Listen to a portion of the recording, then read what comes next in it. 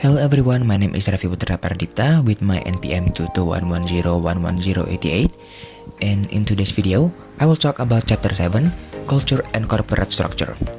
Before we get into the material, here is the table of content about what will be talked in this video. The first one is introduction, form of organization structure, current thinking on other organization structure, cultural diversity and organizational structure, corporate culture and management, levels of corporate culture, analyzing corporate culture, the cultural web, stereotyping corporate culture, and last one is case study. Moving on to introduction. Organizational structure defines how an institution is arranged to achieve its objective, outlining tasks, roles, and the hierarchy within the organization. It establishes authority, power level, and communication lines, shaping the organization culture. There are several factors that influence organizational structures such as size, business environment, and internal and external influences. The next one is form of organizational structure. There are two main types of organizational structure. The first one is traditional hierarchy, such as organization staff divided by function, product, service, or location. The second one is multi-lining reporting, such as a project teams or metric structure. There are also a newer form of organizational structure. It is called the network structure, emphasize partnership between organizations, but we will talk about it later. There is research by Fatehi in 1996 that identify 5 organizational structure. The first one is a geographic structure. In this structure, employees are grouped according to region in the broad sense, or country continent if they are multinationals. At the head of each division, there are senior level executives who share responsibility for the area with the human resource manager. The second structure are functional structure. In here, responsibility are divided by function such as marketing, finance, research and development, and etc. Each function is led by a senior manager that reporting directly to the chief executive. The third structure are product structure. In here, staff are organized by product lines within division, and each staff are controlling all functions related to their product and market. This allows new product to be launched easily by creating a new division. Through it can be complete control and coordination. The fourth one are mixed structure. These structures are common in organizations that expanding internationally. This structure combines elements from other structures like blending area knowledge with product and functional skill, and or emerging geographic division with product lines. And the last structure is metric structure. This structure doesn't follow a traditional hierarchy.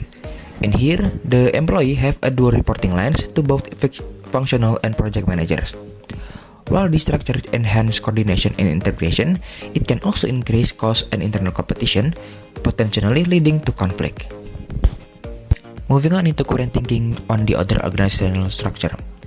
The organizational structure described before are still common. However, the phenomenon of globalization has brought about the appearance of new organizational form or adaptation of existing form to keep pace with the economic reality. As I mentioned before, there are a new form of organizational structure, that is network structure. Network structure are popular due to technology advancement and their ability to handle global competition.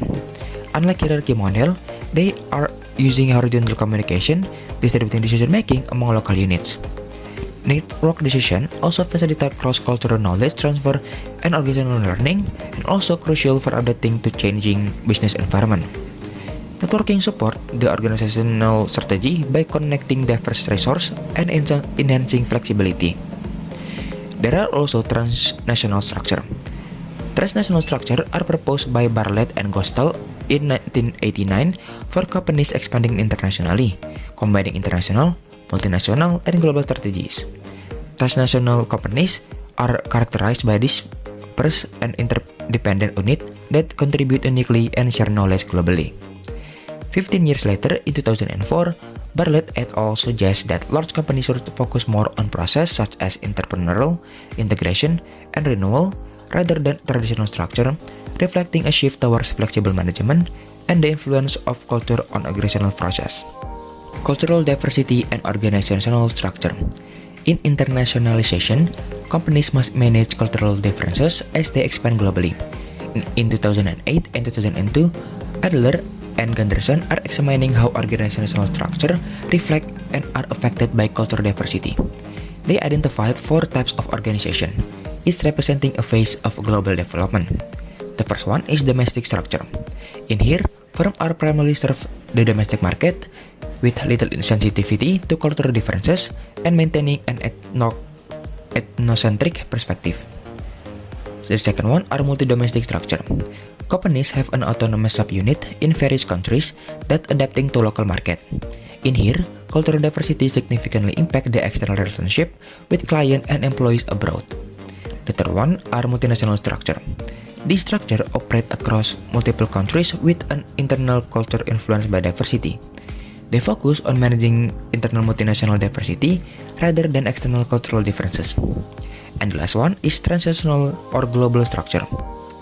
These advanced structures are defined by Bartlett and Gosnell in 1989, embodies the global enterprise. It involves independently embracing cultural diversity as essential, with global HR strategies fostering beneficial relationship and competitive advantage. Moving on into corporate culture and management. Culture is a key concept across management domains. In strategy, it serves as a diagnostic tool and framework for action. In HR, culture guides change implementation and employee involvement. There are three factors about how a culture could affect management. The first one is enhancing efficiency. That is offering a deeper analysis on how an organization operates and helping manager decide on necessary change. The second one are understanding the organization. Culture unites individuals under a shared heritage of experience, providing a reference for further action. And the last one is driving performance. As culture influences behavior, it directly impacts a company's ability to achieve its goal and target. Next is levels of corporate culture. A research by Shane defines corporate culture through three levels. The first level are artifacts, which mean visible elements of an organization like office layout, dress code, and behavior. While observable, artifacts don't fully explain why things are as they are. The second level are exposed values. These include the organizational stated strategies, objectives, and philosophies. Two organizations can share a similar values but display different behaviors, indicating deeper underlying influences. The last level is shared tacit assumption. These are the deepest level.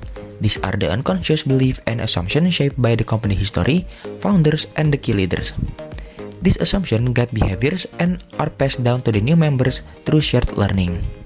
Moving on into the last material of this chapter, stereotyping corporate culture.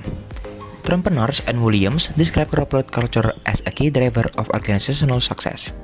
They propose a model based on two dimensions, task versus person orientation and hierarchy versus egalitarian structure. This results in four cultural types. The first one is incubator. Incubator are person-oriented, focusing on self-realization and professional recognition like a team without a leader. The second one is guided missile. Guided missile are task-oriented, with low centralization and high formalization, emphasizing expertise and performance-based reward. And the third one are family. Family are power-oriented, with high centralization and low formalization, stressing personal relationship and entrepreneurial spirit. And the last one is Eiffel Tower. Eiffel Tower are role-oriented, with high centralization and formalization, focusing on job description, rules, and order. Case study: Google's corporate culture and structure. Google, founded in 1998 by Larry Page and Sergey Brin, is a leading technology company headquartered in Mountain View, California.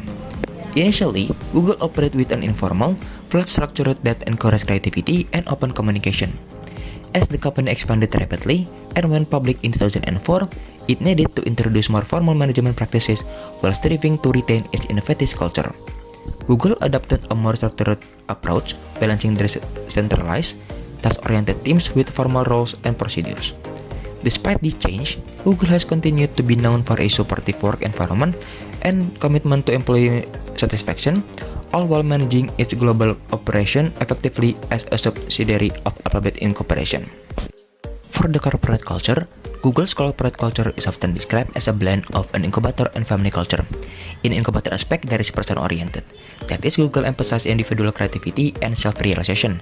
Employees are encouraged to pursue personal projects and innovative ideas. There are also commitment to professional growth. Google invests heavily in employee development through various programs, workshops, and opportunities for career advancement. And in family aspect, there's personal relationship. That is, Google foster a strong sense of community and personal connection. The company provides various perks such as free meals, on-site service, and social event. There's also entrepreneurial spirit. Google supports an entrepreneurial approach within the company, encouraging employees to take ownership of projects and contribute to the company's growth. For the corporate structure, Google's structure has evolved over time, but it initially exhibited the characteristic of a guided missile and a bell tower. In guided missile aspect, there's task-oriented. That is, Google focus on task and objective is evident in its project management approach. Teams are structured around specific project with clear goals and performance metric. There's also low centralization. Although there is hierarchy, Google's decision-making process allows for significant autonomy within teams. Employees have the freedom to innovate and propose new ideas. And in Eiffel Tower aspect, there is high formalization. That is, Google grew, the new need for formal processes and procedures increased. This is reflected in the structured approach to roles, job description, and performance evaluation. There is also role-oriented. Despite its innovative culture, Google maintaining clear roles and responsibility, ensuring that there is order and predictability in its operation. Alright everyone, maybe that's it's all from me. Thank you so much for watching this video. Thank you so much for your attention. See you guys in the next video. Goodbye.